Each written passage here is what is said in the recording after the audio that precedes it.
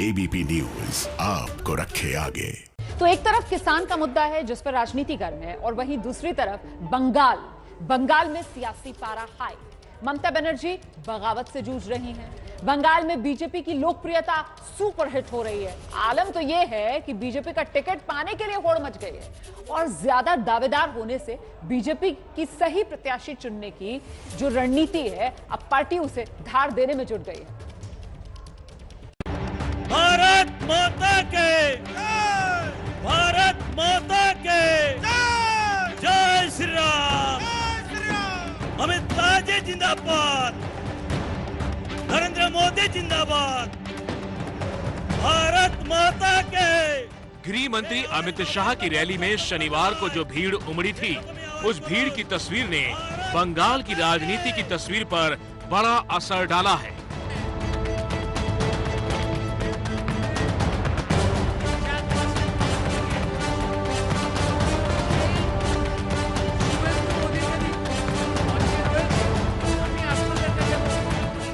दो दिनों के दौरे पर अमित शाह शनिवार और रविवार को बंगाल में थे।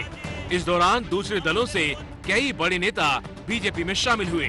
भारत माता के, भारत माता के जय श्री राम, भारत माता के।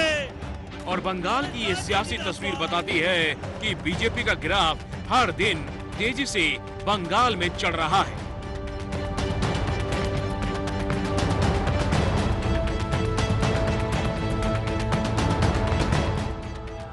और तेजी से बढ़ते इस ग्राफ का ही नतीजा है कि बीजेपी में टिकट की चाहत रखने वालों की भीड़ तेजी से बढ़ने लगी है।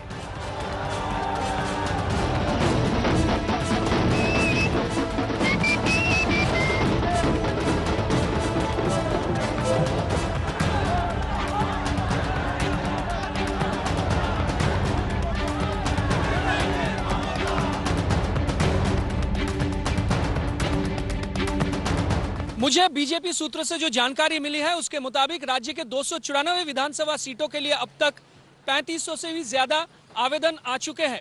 औसत निकाले तो एक सीट के लिए करीब 11 दावेदार बनते हैं। फिलहाल बंगाल विधानसभा में बीजेपी की हैसियत लगभग ना के बराबर है, लेकिन बदले हुए माहौल में हर कोई बीजेपी की टिकट के चाहत में चक्कर लगाने में लगे हैं।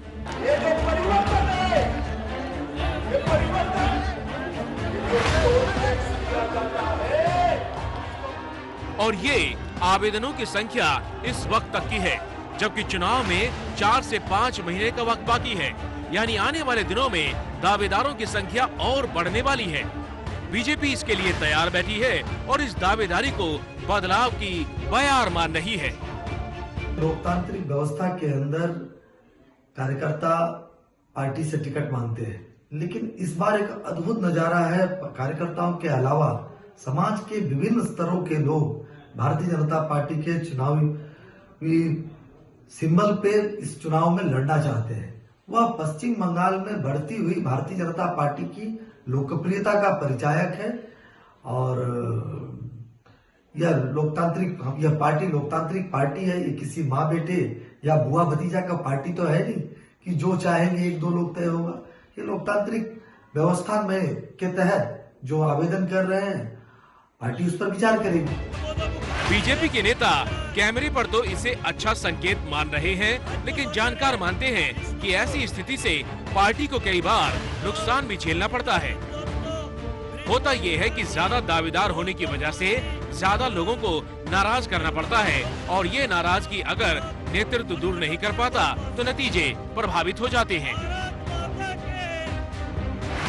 ये जो प्रॉब्लम हो रहा है, ये बीजेपी के लिए अच्छा भी नहीं हो सकता है अगले दिन में, क्योंकि दल का अंदर जो प्रॉब्लम है, कॉन्ट्रडिक्शन है, वो ज़्यादा से ज़्यादा इंक्रीज हो जा सकता है, क्योंकि सभी आदमी अभी टिकट के लिए कॉन्टेस्ट कर रहा है। ये 1:11 ये जो कॉन्टेस्टिंग नेचर है बीजेपी के अंदर में, ये अगले दिन में तृणमूल में जैसे हुआ वो भी हो सकता है।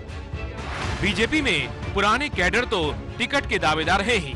हाल ही में जिस तरीके से टीएमसी और लेफ्ट के कार्यकर्ता बड़े पैमाने पर बीजेपी में आ रहे हैं, उसकी वजह से टिकट की टेंशन बढ़ने वाली है। यही वजह है कि बीजेपी नेतृत्व अभी से ही इस बात पर गौर कर रहा है कि उम्मीदवारों के चुनाव के लिए क्षेत्रीय समीकरण को ध्यान में रखा जाए और इन सब चीजों को तय करने के लिए केंद्रीय नेताओं की एक टीम हर जोन में पहले से ही बना दी गई है। अमित शाह अपने दौरे पर इन नेताओं के साथ मीटिंग करके इन्हें जरूरी निर्देश भी दिए थे। गृह मंत्री अमित शाह 200 प्लस सीट जीतने की तैयारी के साथ मैदान में उतरने की बात कर रहे हैं। विधानसभा में जब मशीन खुलेंगे तब देख लेना 200 से ज्यादा सीटों पर कमल खिलने वाला है और पूर्ण बहुमत की भारतीय जनता पार्टी की सरकार बनी। आपने लोकसभा में सर मिशन 23 का नारा दिया था और इस बार मिशन 200 का पूरा करेंगे सर? निश्चित रूप से मुझे नहीं करना है पूरा, बंगाल की जनता को करना है, बंगाल के मतदाताओं को करना है। जबकि ममता बनर्जी के चुनावी रणनीतिकार प्रशांत किशोर ने ये कहते हुए हमला किया था कि बीजेपी तो दहाई का आंकड़ा पार करने के लिए संघर्ष करेगी।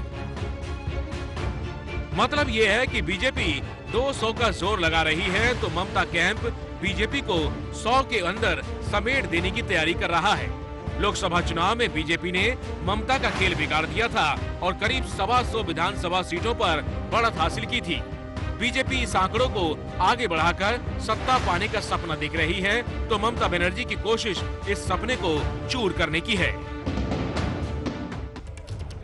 और बंगाल की सियासत से एक बार फिर से रुख करेंगे देश की सियासत का। राहुल गांधी जिन्होंने आज मोदी सरकार पर बेहद गंभीर आरोप लगा दिए, बीजेपी की तरफ से अब इसका जवाब दिया जा रहा है। सुधांशु त्रिवेदी मीडिया के सामने। खड़ा हो जाऊं मैं, मगर ये आईना कमबख्त झूठ बोलता ही नहीं। धन्यवाद। बहुत बहुत धन्यवाद। अगला पीसी है इसलिए थोड़ा रुक जाइए, क्वेश्चन आंसर छोड़ दीजिए, इस पर बाइट था अभी तुरंत।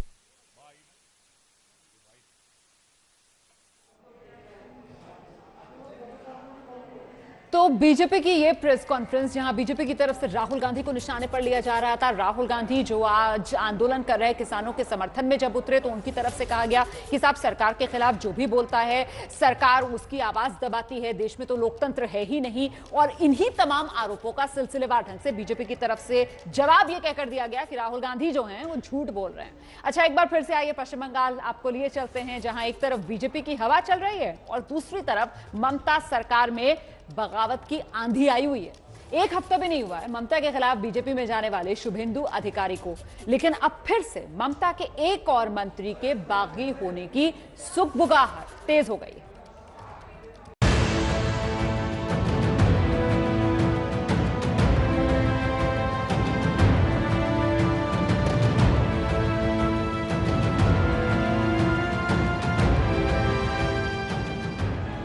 बंगाल में ममता के खिलाफ बगावत की आंधी। মির্জাফরের কথা বলছেন বন্ধু, তাদেরকে আমি প্রশ্ন করতে চাই যে 1998 সালে তৃণমূল কংগ্রেস প্রতিষ্ঠা হওয়ার পরে 98 বিধানসভা vote, 98 panchayat vote, 98 Lok Sabha vote, 99 সালে লোকসভার নির্বাচনে তৃণমূল কংগ্রেসের সঙ্গে কারা ছিল? भारत माता के। हर दिन ममता की पार्टी को लग रहा है अपने ही नेताओं से झटका। जय श्री राम, जय श्री राम।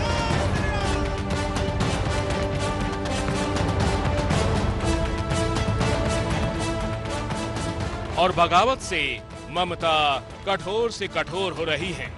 শুধু কানে কানে বলে ও চোর, ও চোর, ও খেয়েছে, ও খেয়েছে। বিজেপির মতো বড় চোর আর কোথায় আছে?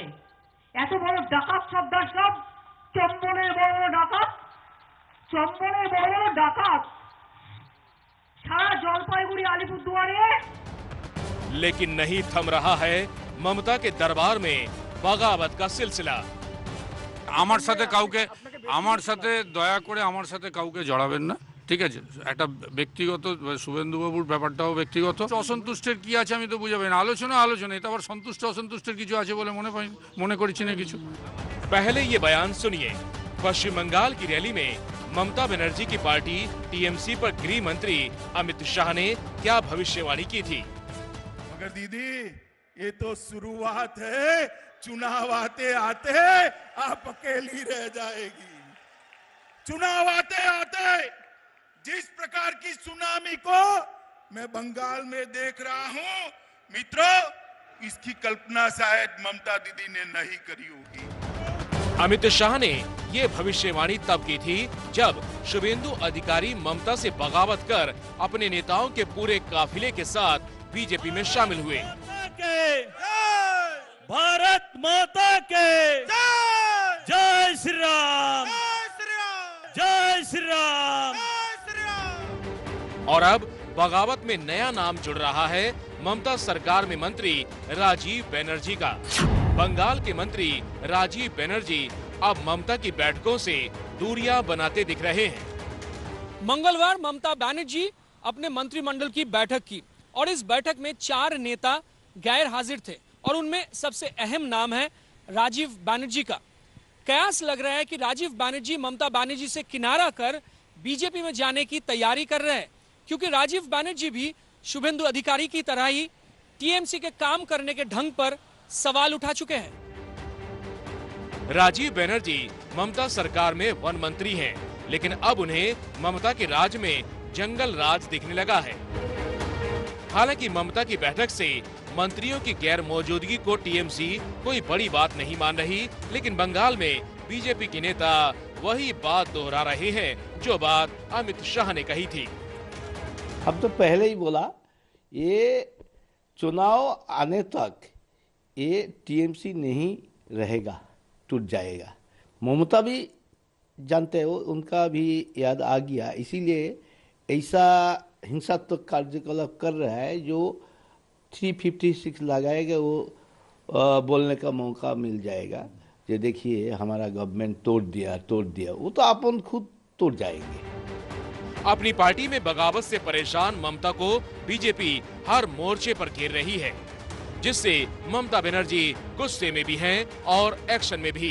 देखिए ममता बनर्जी ने किस तरह बंगाल को अपने राज में नंबर 1 राज्य बता दिया और गृह मंत्री अमित शाह पर निशाना साधा। 18-19 के देश के 32 राज्यों में बंगाल 22वें स्थान पर खड़ा रहता है। कौन जिम्मेदार है इसके लिए?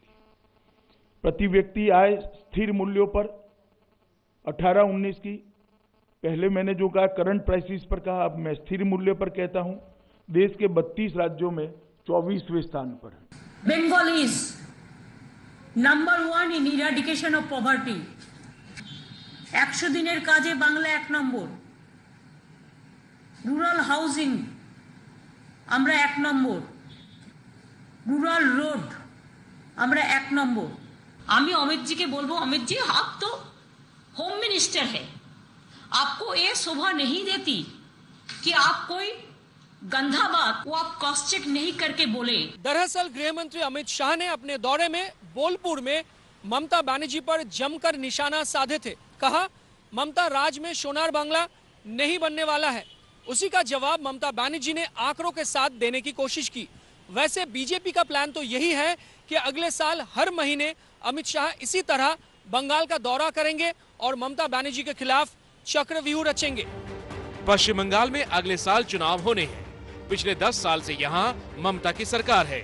ममता अगले साल जीत की हैट्रिक लगाना चाहती हैं, लेकिन जिस तरह बंगाल में बीजेपी की हवा में ममता के अपने साथ छोड़ रहे हैं, वो कहीं जीत के हैट्रिक के सपने को चूर न कर दे।